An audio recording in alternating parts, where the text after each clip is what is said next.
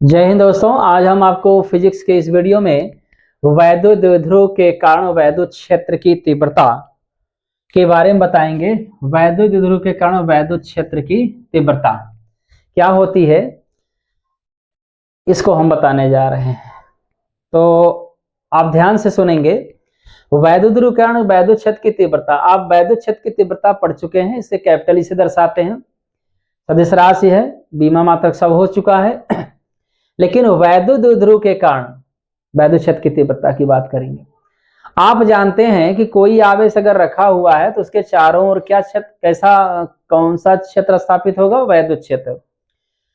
वैद्युत क्षेत्र की बात करें, गुरुत्वीय क्षेत्र, चुंबकीय क्षेत्र, बहुत सारी चीजें स्थापित, बहुत 3 क्षेत्र स्थापित होंगे जिसमें हम केवल वैद्युत क्षेत्र की बात करेंगे। तो कोई वैद्युत द्विध्रुव है, उस वैद्युत द्विध्रुव के कारण जो है, वैद्युत द्विध्रुव क्या होता है ये मैं बता चुका हूं, ये पीछे हेडिंग है हमारी। तो हम आपको बताएंगे वैद्युत द्विध्रुव के कारण वैद्युत क्षेत्र की तीव्रता। तो चलिए बताते हैं। वैद्युत द्विध्रुव के कारण वैद्युत क्षेत्र की तीव्रता 3 तरीके से निकाली जा सकती है, या कह सकते हैं इसकी 3 स्थितियां होती हैं। एक होता है अक्षीय या अनुदैर्ध्य स्थित, दूसरा निरक्षीय स्थित होती है, और तीसरा ना अक्षीय होगी ना निरक्षीय स्थित होगी, मतलब इन दोनों से हटके होगा। तो सबसे पहले हम आपको बताएंगे पहली हेडिंग, अक्षीय स्थिति में, अक्षीय स्थिति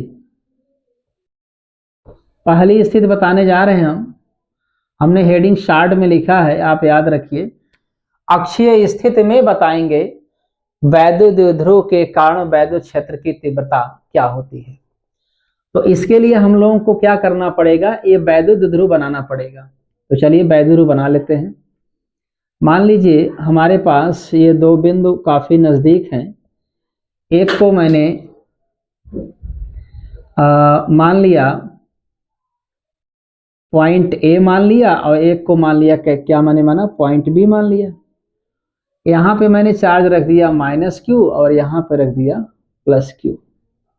आप ध्यान देंगे, इन दोनों बिंदुओं को मिलाएंगे, इसका मध्य बिंदु मानेंगे O, और ये डिस्टेंस बनेगी कितनी, L बनेगी, और ये भी डिस्टेंस कितनी बनेगी, L बनेगी। याद रखिएगा, ये हमारा वैद्युत द्विध्रुव बन चुका है। अब वैद्युत द्विध्रुव के कारण जो है, हम अक्षीय स्थिति में वैद्युत क्षेत्र की तीव्रता निकालने जा रहे हैं। तो वैद्युत अक्षीय स्थिति में कैसे निकालेंगे? अक्षीय स्थिति क्या होती है आप पहले सुन लीजिएगा। इस रेखा की सीध में आपको एक बिंदु लेना है, चाहे आप इधर ले लीजिए चाहे इधर ले लीजिए, थोड़ी सी दूरी पर लेना है। चलिए मान लेते हैं ये मैंने बिंदु लिया, इसका नाम रख देते हैं हम पॉइंट M। क्या रख देते हैं? Point M। और ये वैद्युत द्विध्रुव है, और ये बिंदु इसके क्षेत्र में है, वैद्युत द्विध्रुव के क्या है, क्षेत्र में है। और इसके क्षेत्र में ये बिंदु है, और इस पर वैद्युत क्षेत्र की तीव्रता निकालनी है। तो ये पहले बिंदु देखिएगा आप ध्यान से, ये बिंदु है कहाँ, अक्षीय स्थिति में है कि निरक्षीय स्थिति में है।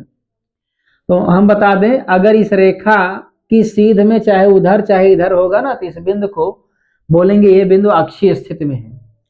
तो इस बिंदु पर वैद्युत क्षेत्र की तीव्रता निकालेंगे। बहुत आसान है, आप देखते रहिए, डेरिवेशन करेंगे एक छोटा सा। करेंगे क्या, यहां से यहां तक की हम दूरी मानेंगे, इसको मान लेते हैं हम, इस दूरी को स्मॉल r मान लेते हैं। क्या मान लेते हैं? Small r। अब क्या है ना कि इस आवेश के कारण इस बिंदु पर निकालेंगे हम वैद्युत क्षेत्र की तीव्रता, और इस आवेश के कारण इस बिंदु पर वैद्युत क्षेत्र की तीव्रता निकालेंगे। तो आप ध्यान में रखिएगा, किसी भी आवेश के कारण किसी बिंदु पर वैद्युत क्षेत्र की तीव्रता निकालेंगे ना, तो दूरी हमको चाहिए। जैसे इसके कारण यहां तक निकालेंगे तो ये दूरी हमको जानना पड़ेगा क्या होता है। आप खुद बताइए कितनी दूरी पर ये बिंदु है, देख के बताइए। यहां से यहां तक की दूरी कितनी है, स्मॉल r, और ये L है। तो L अगर आप इसमें से निकाल देंगे तो क्या बचेगा, ये r माइनस L बचेगा, ये दूरी हो गई। तो इसके कारण इस बिंदु पर निकालेंगे तो यहां से यहां तक दूरी हमको पता हो गई। अब इस आवेश के कारण इस बिंदु पर निकालेंगे तो यहां से यहां तक की दूरी हमको पता होनी चाहिए। चलिए ये भी लिख देते हैं।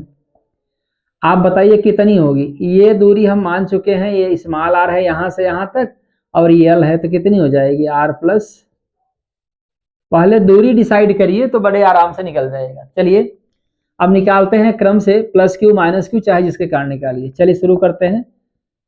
प्लस क्यू आवेश के कारण, प्लस क्यू आवेश के कारण बिंदु कहां पे, एम पर क्या निकालेंगे, वैद्युत क्षेत्र की तीव्रता। एक बार लिख दे रहे हैं हम,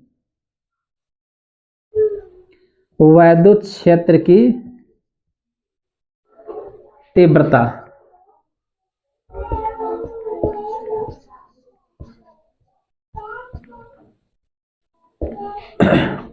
चलिए लिखते हैं, मान लेते हैं E1 है।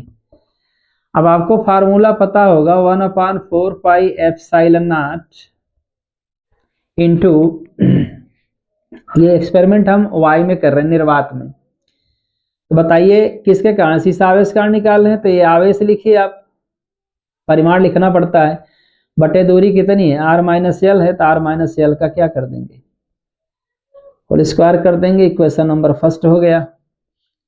इसी प्रकार हम किसके कारण निकालेंगे,